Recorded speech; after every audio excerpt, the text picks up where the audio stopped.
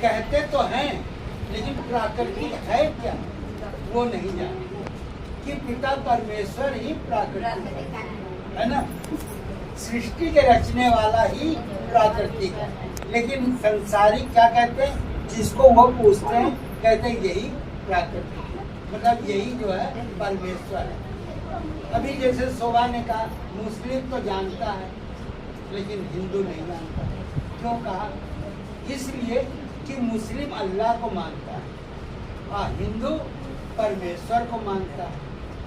अल्लाह भी वही है, परमेश्वर भी, वो भी अल्लाह को मानते हैं क्योंकि कहते हैं ना खुदा दिखता नहीं, तो अल्लाह वही है जो परमेश्वर है।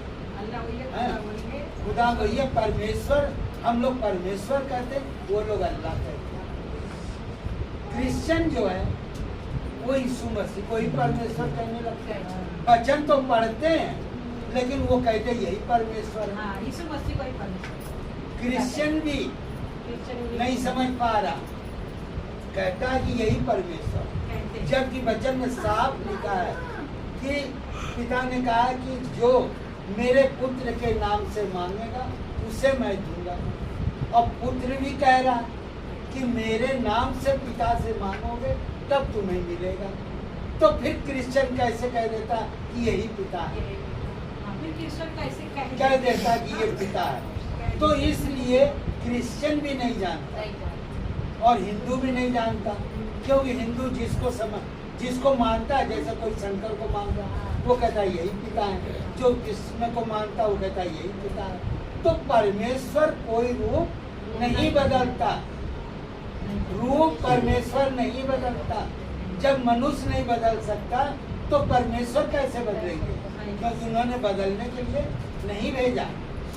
आज मेरे घर में मेरी 3 बेटियां हैं, हम तोसी को कह दे नेहा है और नेहा को कह दे तोसी है तो क्या हो जाएंगे? नहीं। हम लाख चिल्लाते रहे लेकिन हो जाएंगे। लेकिन संसारिक क्या कहते हैं, यही दुर्गा है, यही काली है और यही तो जब वो रूप बदल ही नहीं सकते तो कैसे वो बदलेंगे? एक नहीं हो सकती है। तो ये हमारी सोच पर निर्भर करता है। क्यों?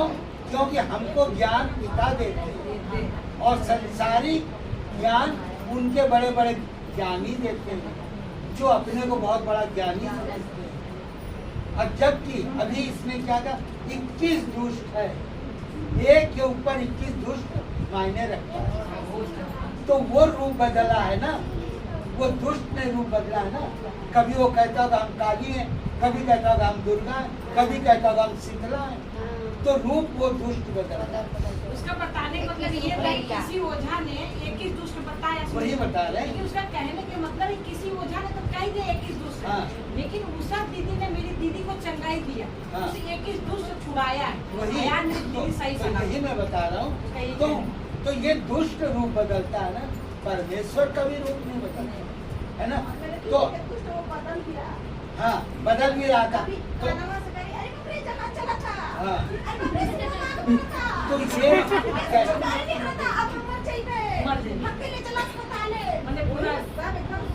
तो ये कहने का मतलब ये है कि परमेश्वर कभी रूप नहीं बदलते और परमेश्वर कभी उनका कोई रूप नहीं है, वही प्राकृतिक है। अभी उषा ने भजन में क्या गाया कि तुम ही हो माता पिता, तुम ही हो बंधु सखा भी तुम हो, मतलब सब कुछ तुम हो, पर्वत भी तुम हो और झरने भी तुम हो और धाराएं भी तुम हो।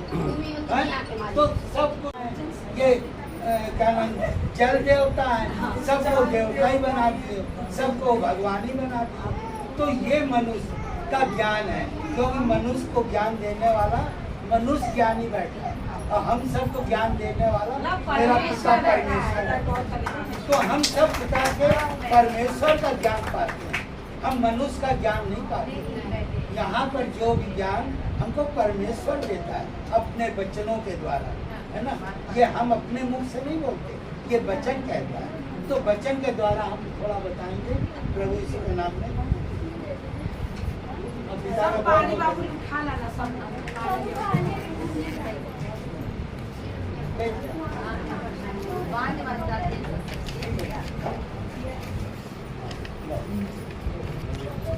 माइक लगा दो बाबू, जब तक ठंडा पड़े। तो हम